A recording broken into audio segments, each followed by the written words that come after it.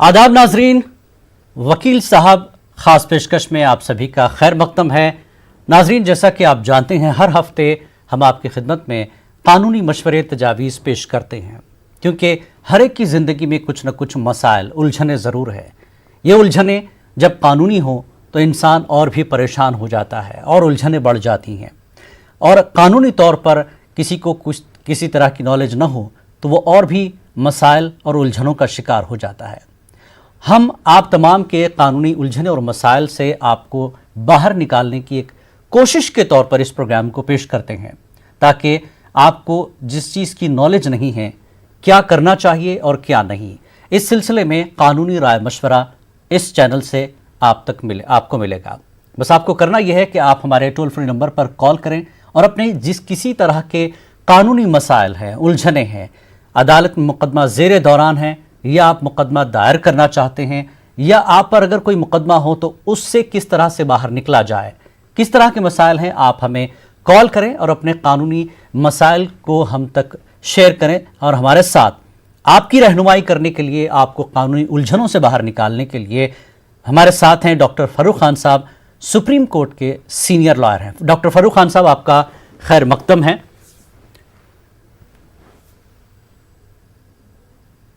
जी फ़ारूक खान साहब, कैसे हैं सर आप? कोरोना के मौजूदा हालात और अदालतों में आजकल केसेस कम हैं, लेकिन फिर भी अदालतें काम कर रही हैं, वकील अपने तौर पर काम कर रहे हैं, और सारी चीज़ें सर अभी ऑनलाइन हो गई हैं। तो किस तरह से कानूनी चाराजोई का मामला, लोग अभी भी ये परेशान हैं कि हम अपना मुकदमा कैसे जो है वकील तक पहुँचे, वकील नहीं मिलता, फिर अदालतों में किस तरह से हो रहा है, इसी का थोड़ा सा लोग कन्फ्यूज़ हैं। थोड़ा सा इस पर रोशनी डाल दीजिए कि अदालतों में कैसे काम हो रहा है अभी। जी देखिए, doors of justice could not be closed. जी, जो इंसाफ का दरवाजा है वो बंद नहीं किया जा सकता। बिल्कुल। और आपको बताऊं कि जनता कर्फ्यू के बाद से ही जो पहला लॉकडाउन हुआ, जी, कोर्ट्स बंद नहीं रही है बिल्कुल भी। कोर्ट्स काम करती रही हैं, और हमारी अदालतों की ये खूबसूरती है कि रात में 2 बजे 3 बजे आपने देखा है कई बार, बिल्कुल, बेशक। सुबह में 4 बजे, कोई इतवार या शनिचर, कोई भी दिन हो, कभी जस्टिस का दरवाजा बंद नहीं रहा है, बेशक।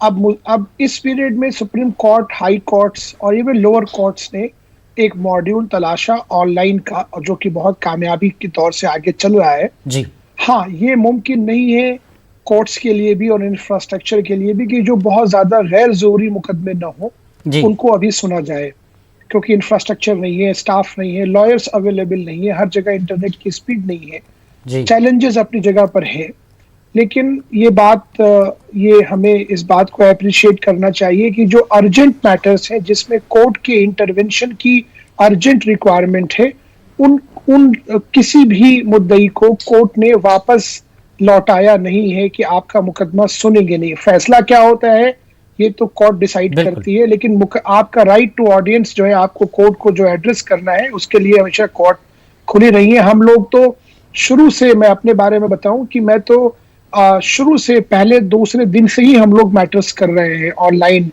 और मुझे तो बल्कि ये कहने में भी बड़ा फक्र है कि बड़ा आसान हो गया है। पहले क्या था कि आप एक मुकदमे के लिए दिन भर आप कोर्ट में बैठे हुए, आपका मुकदमा कब आएगा। अब आप अपने दफ्तर में, घर पे बैठे हुए अपने काम भी कर रहे हैं, और जब आपका मुकदमा आ रहा है तो आप बैठ के ऑनलाइन हियरिंग भी कर ले रहे हैं। और चूंकि मुकदमे, एक आपको इसकी और खास बात बताऊं, चूंकि मुकदमे कम लग रहे हैं तो वक्त भी जो है कोर्ट से ज्यादा मिल जा रहा है अपनी बात को रखने का। जी ये तो ये आसानियां हैं। बिल्कुल, ऑनलाइन की वजह से थोड़ी आसानियां जरूर हुई हैं, लेकिन लोगों के अपने मसाइल कानूनी तौर पर कहीं ना कहीं उलझे हुए हैं। हम उन्हीं उलझनों को आज आप दूर करेंगे, आप उन्हें मशवरा देंगे।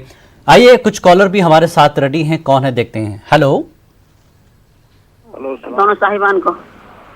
हेलो अस्सलाम वालेकुम दोनों साहिबान को। कौन कहाँ से बोल रहा है? जी, दिल्ली से बोल रहे हैं, वकील साहब से बात करानी। जी सुन रहे हैं वकील साहब, आप अपना सवाल रखें। जी, मेरे शोहर का J&K में अब तो यूटी हो गया है। जी वहाँ यूनियन टेरिटरी हो गया है, वहाँ हमारा जमीन मकान है, और सन 18 में हमने जाकर वहाँ से अपनी खसरा खतौनी जो हुई वो निकाली है। अच्छा। लेकिन वहाँ किसी ने कब्जा किया हुआ है, तो पहले वो कब्जा पहले से कर रखा था। हमने केस वेस भी किया था, हाई कोर्ट वगैरह तक पहुंचे थे हम लोग। तो फिर बाद में हम लोग यहाँ से जा नहीं पाए दिल्ली से। तो अब ये पूछ रहे हैं आपसे, सर यूटी अब हुआ है जैसे साल भर से, तो हमारी जमीन मकान की जो कागजात है पटवारी के पास, हमारे पास भी उसकी सन 18 में लिया है, हमारे पास भी कागज है, तो हमारी कोई हेरफेर तो नहीं हो जाएगा कागज में, जमीन के में? ठीक है वकील साहब, कुछ पूछना चाहेंगे? जी जी जनाब, समझ गया। ठीक है, अभी वकील साहब आपके सवाल का जवाब देंगे, आप सुन लीजिए टीवी पर। जी जिलानी साहब, ऐसा है कि मैं ये बात वाज़ह कर दूं आपके और व्यूअर्स के लिए भी कि स्टेट के निज़ाम चेंज होने से कानून का निज़ाम नहीं बदलता। स्टेट से अगर यूनियन टेरिटरी हो गया, वो एक अलग इशू है, क्या है क्या नहीं है जी। लेकिन जो जमीन के मामलात हैं या जो मुकदमे भी चल रहे हैं, उसमें यूटी होने से इनको ये खदशा मुझे लगता है कि बहुत हद तक जायज नहीं होगा। अगर आप ऐसे सोचें कि आपके कोई डॉक्यूमेंट्स में हेर फेर कर दिया, ऐसा नहीं है। और चूंकि आप ऑलरेडी मुकदमा लड़ रहे हैं, जैसा आपने बताया मोहतरमा ने कि हाई कोर्ट तक मामला चला गया है, तो जो रिकॉर्ड्स पे डॉक्यूमेंट्स आ चुके हैं कोर्ट में, या चाहे वो पटवारी से आए हों या आपने दिए हों, लेखपाल से आए हों, कानून गो से आए हों, और भी जो मुख्तलिफ डिपार्टमेंट्स में जो ओहदेदारान हैं रेवेन्यू डिपार्टमेंट में लैंड के मैटर्स में, अगर वो आ गए हैं तो उसमें कोई हेर फेर नहीं होती। और कोई भी सरकारी मुलाजिम ऐसी जरूरत नहीं करता कि वो डॉक्यूमेंट्स में हेर फेर करने की कोशिश करे। और अगर हेर फेर होती है और आप इसको साबित कर सकते हैं, तो आप यकीन जानिए कोर्ट्स इस पे बहुत ज्यादा सख्त रवैया इस पे अपनाती हैं। बहुत लोगों की नौकरियां चली गई, बहुत लोग जेल चले गए। तो इससे आप परेशान न हो, अपने मुकदमे की पैरवी करें। हाँ, अभी कुछ जो कोविड-19 की ये जो दवा है, इसकी वजह से मुश्किलात हैं, पर एक बार चीजें जब इंशाल्लाह बेहतर हो जाएंगी तो आप अपने मुकदमे की पैरवी करें बेहतर तरीके से। इसकी कोई फिक्र करने की जरूरत नहीं है कि यूटी होने से आपके डॉक्यूमेंट्स बदल जाएंगे। जी चलिए, उम्मीद करते हैं आपका जवाब मिल गया होगा मोहतरमा दिल्ली से जिन्होंने कॉल किया, कश्मीर में इनकी जमीन है। चलिए, एक और कॉलर हमारे साथ ready. Hello hello hello hello hello, कौन कहाँ से? जम्मू कश्मीर से बोल रहा हूँ जी, फरमाइए सर। वकील साहब से बात करनी है। सुन रहे हैं वकील साहब, आपको सवाल बताएं। रेवेन्यू मैटर एक है जी। एक आदमी के 2 बेटे और 2 बेटियां हैं थे जी, और दोनों बेटे लावालद फौत हो चुके हैं। अच्छा। लेकिन बेटियां जिंदा हैं। तो बेटियों का चचेरा भाई उनको मुकदमे में उलझाया हुआ है उसने जी। तो क्या उसको कुछ हिस्सा मिलेगा, जबकि 1956 से प्रॉपर्टी अलग-अलग चल रही है?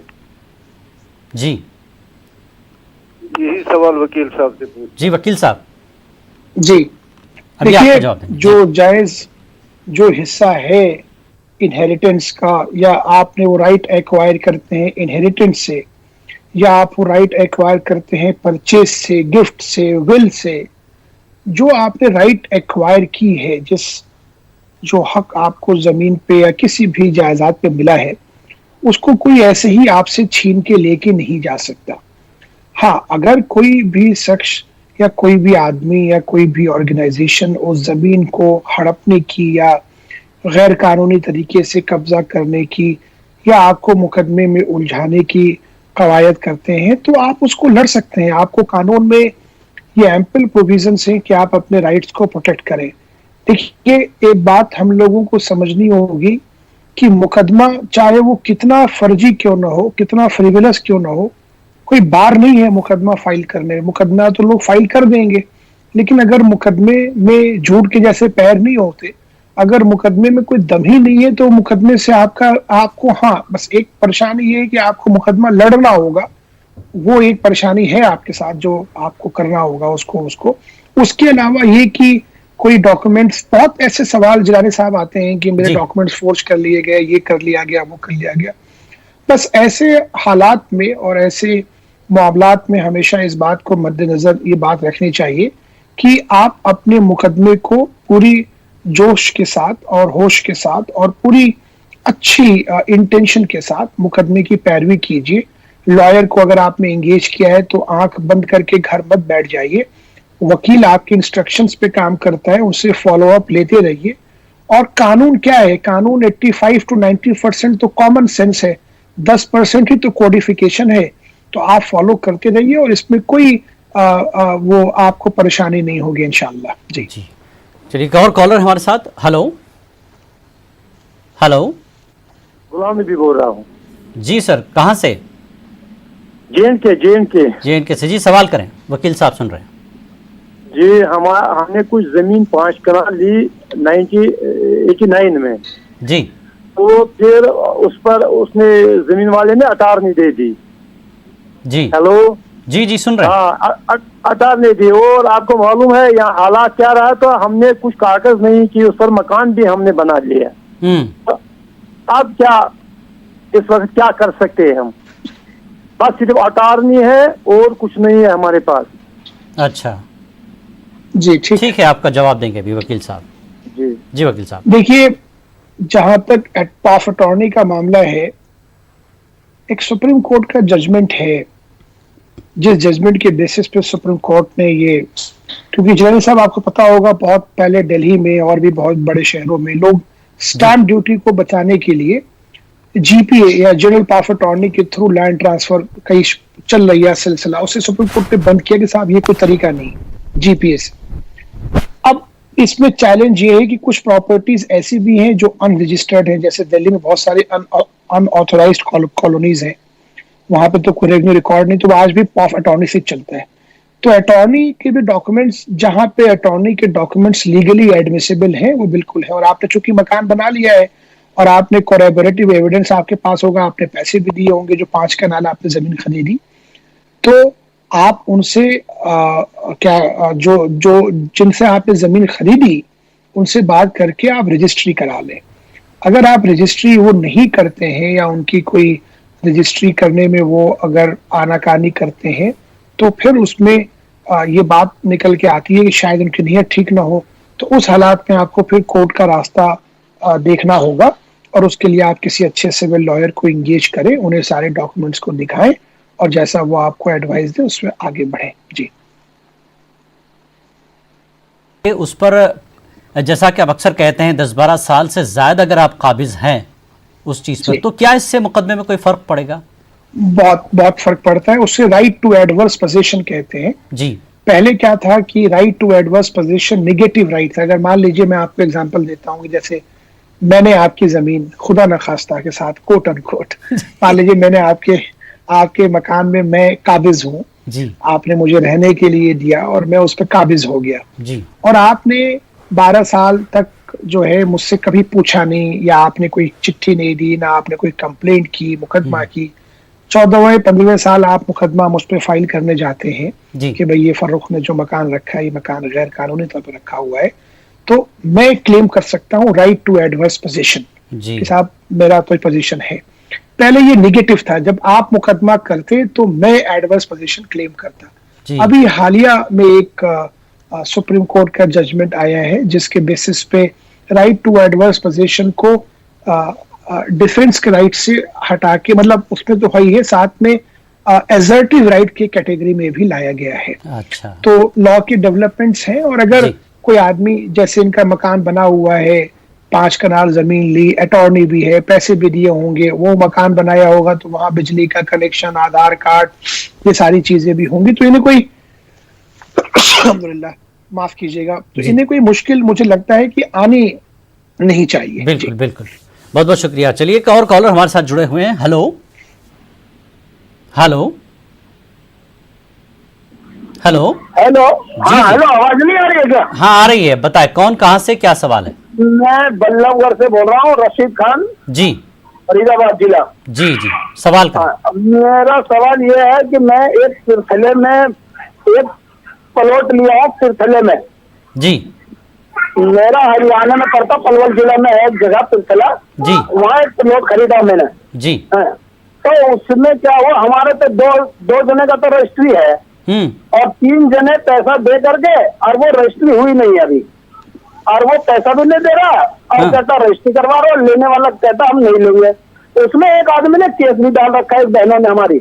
अच्छा, लेकिन उसका कोई निर्णय नहीं निकला। वो तो बस ऐसे ही है, जो डीलर है वो तो अपना ऐसे ही मौज मस्ती ले रहा और उनका पैसा नहीं दे रहा हमारे बहनों का। और हमारा तो रजिस्ट्री है, हमारा भी वो मोटेशन नहीं चढ़ा है, तो मोटेशन कैसे चढ़ेगा? एक तो वकील साहब से ये पूछना चाहता हूँ, और दोबारा ये हमारे बहनों का पैसा कैसे मिल जाए, इसका एक सोल्यूशन निकाल दें। ठीक है, वकील साहब ने सुन लिया, आप गौर से सुनिए, जवाब देंगे वो। जी वकील साहब। देखिए, जहां तक आपकी रजिस्ट्री का सवाल है, जो जमाबंदी म्यूटेशन जो आपने बताया, कि म्यूटेशन के एक कार्रवाई होती है, उसके लिए एक एप्लीकेशन फाइल की जाती है और उस पे सेल डीड होने के 30 दिनों के बाद वो एप्लीकेशन आप फाइल कर सकते हैं। तो आप वो फाइल कर लीजिए एप्लीकेशन और आपका म्यूटेशन हो जाएगा। जहां तक आपकी बहनों का मामला है, जो प्लॉट उन्होंने लिया था, अगर वो उस प्लॉट पे काबिज हैं, पैसा दे दिया है और रजिस्ट्री नहीं कर रहा है, तो आप मुकदमा फाइल करें। अगर उस जमीन पे कब्जा भी नहीं दिया है, पैसा भी ले लिया है और रजिस्ट्री भी नहीं की है और कब्जा भी नहीं दे रहा है, तो फिर आपको उसमें 2 तरह के मुकदमे बनते हैं जो आपने फैक्ट्स बताया उसके बेसिस पे। एक तो आपके रिकवरी का मैटर बनता ही है पैसे का, और साथ में क्रिमिनल इंग्रेडिएंट्स भी इसमें आ जाते हैं, क्योंकि ये फ्रॉड और फॉर्जरी का मामला भी हो जाता है। तो आप किसी अच्छे लॉयर से, और आपने शायद बताया कोई आपने मुकदमा किया हुआ अभी कुछ उस पर निकल नहीं पा रहा है, तो मैं इस सवाल के जवाब में यही कहूंगा, बाकी आपके व्यूअर्स के लिए भी, जिलानी साहब, की मुकदमे का फैसला रातों रात तो नहीं होता, क्योंकि हमारा सिस्टम बहुत ओवरलोडेड है जी। लेकिन मैं आपको ये बात भी यकीन दिलाऊं कि अगर आप मुकदमे को शिद्दत के साथ लड़ेंगे और मुकदमे की आप पैरवी करेंगे, जैसे आप डॉक्टर के पास जब आप बीमार होते हैं तो एक बार डॉक्टर के पास जाने के बाद ये नहीं दोबारा आप गायब हो जाते हैं, आप जाते रहते हैं, दवाइयाँ चेंज करा, वैसे ही लॉयर्स के साथ भी है। तो आपको फॉलो अप रखना पड़ेगा। आप एक लॉयर से सेटिस्फाई नहीं, दूसरे लॉयर्स को लीजिए।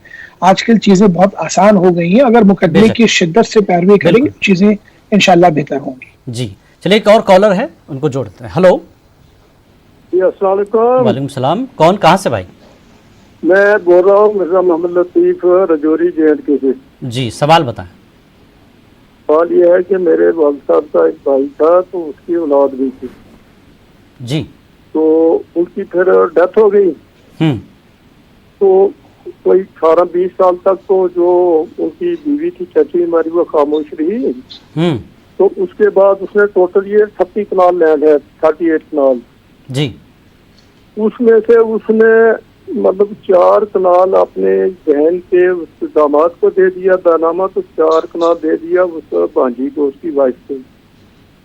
तो वो दोनों मैंने कोर्ट में चैलेंज कर दिए।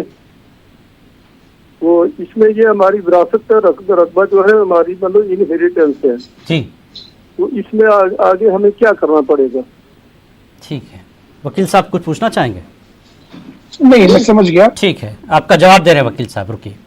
जी जी, देखिए, ऐसा है कि अगर इनके चचा का इंतकाल हो गया, कोई बच्चे वगैरह नहीं थे, और चची हैं कि बाहयात हैं और उन्होंने अपनी ज़मीनें बेच दी, जो राइट, तो बेचने का तो राइट उनको है ही है ना जी, अपने अखराजात मिटाने के लिए, अपने अखराजात पूरे करने के लिए।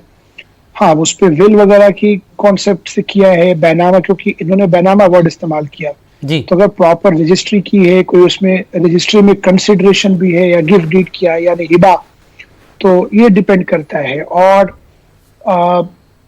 मुश्किल होगा मेरे समझ से राइट को इन्वोक करना कि आप किसी को रिस्ट्रेन कर लें, अनलेस कि आप कोई मेंस रिया एस्टैब्लिश कर सकें कि ये जमीनों को इसलिए हटाया जा रहा था कि बाद में इनके जाने के बाद जमीन जो इसके वारिस हैं उनको न मिले। तो ये कॉम्प्लेक्स लीगल और फैक्चुअल प्रोपोजिशन का मैटर है।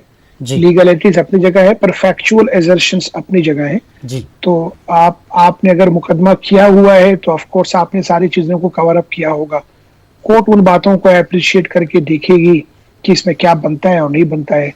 चूंकि आपने मुकदमा कर दिया है तो और तो कुछ इसमें करने की जरूरत मुझे दिखती नहीं है। बाकी जो आपके लॉयर, चूंकि आपने ऑलरेडी इंगेज किया हुआ है, जो इस मुकदमे को देख रहे हैं, जो इसके पूरे फैक्ट से वेल एक्वेंटेड है, तो वो आपको इस पे बेहतर सलाह देंगे कि आपने आगे कुछ और करना चाहिए या नहीं करना चाहिए। जितनी आपने मुझे इनपुट्स दी, मेरे समझ से चूंकि आपने मुकदमा फाइल किया हुआ है तो आपको इंतजार करना चाहिए कोर्ट के फैसले का। बिल्कुल, उम्मीद कि आपको जवाब मिल गया होगा जनाब। हमारी भी कोशिश यही कि वकील साहब यहाँ पर आपको कानूनी मशवरा देंगे, तजवीज़ देंगे, लेकिन हतमी तौर पर आखिर में तमाम चीज़ें आप अपने वकील से साथ रहकर, जैसा कि वकील साहब करें कि फॉलोअप करते रहें, वकील से मुलाकात करते रहें, उसी में सारी चीज़ें आपको निकल कर आएंगी। हम सिर्फ यहाँ पर आपको कानूनी मशवरा और तजवीज़ दे रहे हैं। हतमी जो चीज़ें हैं वो अदालत में आपका वकील ही तय करेगा। तो आप अपनी कानूनी उलझनों को लेकर या फिर कोई पेचीदगी है तो आप सवाल करें और मशवरा हासिल करें। एक और कॉलर हमारे साथ जुड़े। हेलो हेलो अस्सलाम वालेकुम। वालेकुम सलाम। कहाँ से भाई? मैं निर्मल से बात कर रहा हूँ साहब। जी, सवाल बताएं। सवाल देखिए साहब, मेरे माँ बाप का घर है ये, मैं 20 साल से रह रहा हूँ उसमें जी। और हम दोनों भाई हैं, 4 बहनें हैं। ठीक। भाई साहब जो है तो आरटीसी मुलाजिम थे, वो मकान बेचने पे तुले हुए हैं उन्होंने। अच्छा। मैं प्राइवेट वर्कर हूँ जी।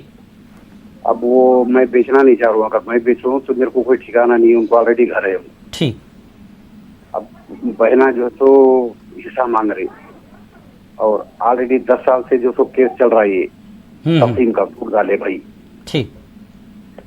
तो अब वकील साहब से मशवरा है मेरा कि अगर कॉम्प्रोमाइज कर लिए तो बहनों का क्या है, बहनों को हिस्सा देना पड़ता है या कीमत दे दी तो चलेगा? ठीक ठीक है, वकील साहब सुन रहे हैं, आपका जवाब देंगे। 20 साल से मैं टैक्स बन रहा हूँ, रसीदा करंट के, नल के, घर के टैक्स के सब मेरे पास है जी। मैं समझ गया। ठीक ठीक जी जी वकील साहब। देखिए, जो हिस्सा है कानूनी तौर पे, शरई तौर पे, वो तो आपको देना चाहिए और देना ही पड़ेगा। किसी का हिस्सा तो रखा नहीं जा सकता। अब एक भाई अगर सरकारी मुलाजिम हो गए और आप प्राइवेट नौकरी कर रहे हैं तो ये कोई डिफरेंस नहीं कि आप उनको हिस्सा नहीं देंगे।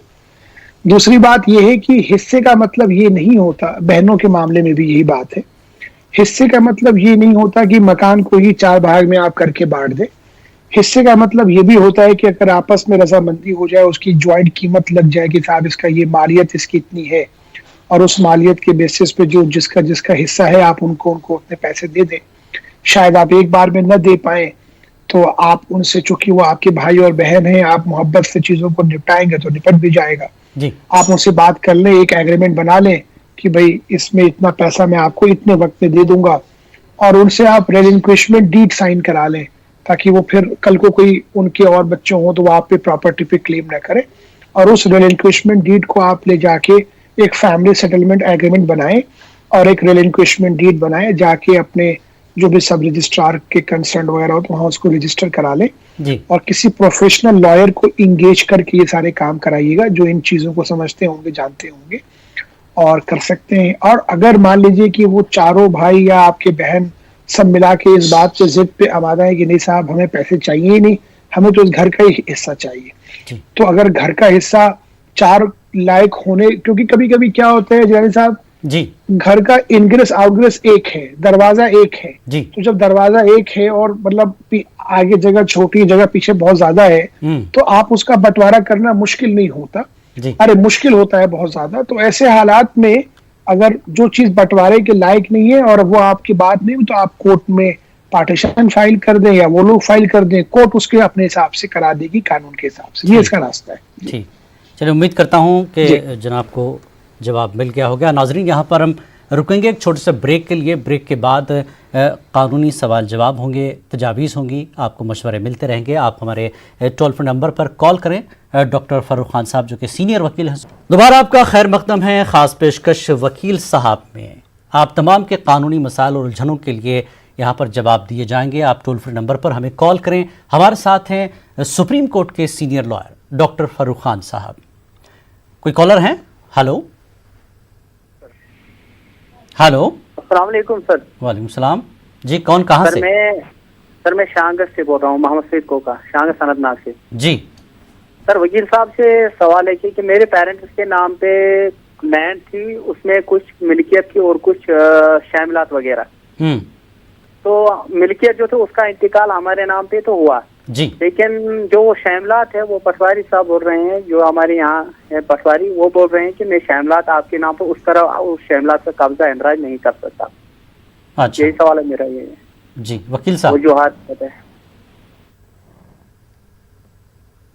है कि जमीन के और प्रॉपर्टीज के रेवेन्यू रिकॉर्ड्स इसके लिए देखने पड़ेंगे। जो शामिलात आप बता रहे हैं या उसको कहीं कहीं गैर मजरूआ भी बोलते हैं, तो जो इन चीजों के लिए जब तक आप साथ में बैठोगे नहीं लेके किसी लॉयर के, आप सारे खसरे खतौनी में आपको सुपर इम्पोज करके देखा जाएगा कि उस पे कुछ लैंड्स बहुत सारी स्टेट्स में, जैसे मैंने खास तौर पे देखा, मैं एक ड्यू डिलिजेंस लैंड की एक मल्टीनेशनल के लिए कर रहा था आंध्र प्रदेश में, तो मैंने देखा कि वो चीज मैंने पहली बार देखी कि वहाँ लैंड गवर्नमेंट कंडीशनल लाइसेंस भी करके देती है। वो एसीजेड का मैटर था, मुझे याद है, अनंतपुरम में। तो क्या होता है इस पे कि ये डिपेंड करता है, क्योंकि आप एक बात समझेंगे कि स्टेट को जमीन के लिए कवानीन बनाने का अख्तियार है हमारे आइन के हिसाब से ना? तो और रेगुलेशंस स्टेट बनाती है, तो उसको ये इस तरह से इवैल्यूएट करना पड़ेगा कि उस पर इनका राइट कहीं से बनता है या नहीं बनता है। पटवारी साहब या लेखपाल साहब या एडीएम साहब या कानून गो साहब, ये लोगों के कहने से कानून नहीं चलता। कानून चलता है अपने वसूल से, जो कानून की किताब में लिखा हुआ है और जो जजमेंट से। बेशक। तो अगर आप किसी अच्छे लॉयर से मिलें, उन्हें पूरी बात बताएं, वो आपको बताएंगे कि इस पे आपका राइट है या नहीं है तो आपको इन्फोर्स कैसे करना है, नहीं है तो फिर बात ही खत्म हो जाती है। जी चलिए, बेहतरीन मशवरा। अपने वकील के साथ बैठकर इन तमाम तफसील गुफ्तगू के साथ अपने मसले को हल कर सकते हैं। हेलो, एक और कॉलर को जोड़ते हैं। हेलो हेलो हेलो सर, मैं जम्मू से बोल रहा हूँ सर। जी जी, सवाल बताएं। सवाल ये सर, मेरे पिताजी ने एक प्रॉपर्टी टेनेंसी में ली थी 1937 में। जी। तो माय फादर एक्सपायर्ड इन 2006। तो अच्छा। लैंडलॉर्ड के साथ हमारी अच्छी रिलेशंस थी, तो we have been paying him rent जी इन टाइम। तो बीच में 4-5 साल पहले हमने सुना कि उसने उस प्रॉपर्टी को सेल किया है without letting us know. I am selling the property and your landlord is such and such person. अच्छा। तो I went usually to pay him rent. इसने कहा नहीं जी, आप रेंट उसको दे दो। मैंने कहा कोई डॉक्यूमेंट तो दिखाओ ना किसको देनी है। जी। It didn't come from his side. So what I did, then I sent the rent by post office. It was returned back. Ji. Finally, I deposited the rent in court, stating that these are my previous receipts. He has refused to accept the rent. So they have accepted the rent. So 3-4 साल से मैं rent court में भर रहा हूँ। अच्छा। Unfortunately, the old man has died. अच्छा। Actual property है। ठीक। तो अब कोर्ट में कैसे भरनी है rent, because he is dead. चलिए ठीक है, वकील साहब आपके सवाल का जवाब देंगे, गौर से सुनिएगा। जी वकील साहब। ये आपने बेहतर किया कि आप रेंट कोर्ट में जमा कर रहे हैं। आप रेंट कंट्रोल एक्ट से प्रोटेक्टेड टेनेंट की कैटेगरी में आते हैं, और अगर आपको ये खबर है कि उनका इंतकाल हो गया है तो आप पैसा तब भी जमा करा सकते हैं। उनके जो लीगल हेयर्स हैं उनका राइट बनेगा उस पैसे के ऊपर।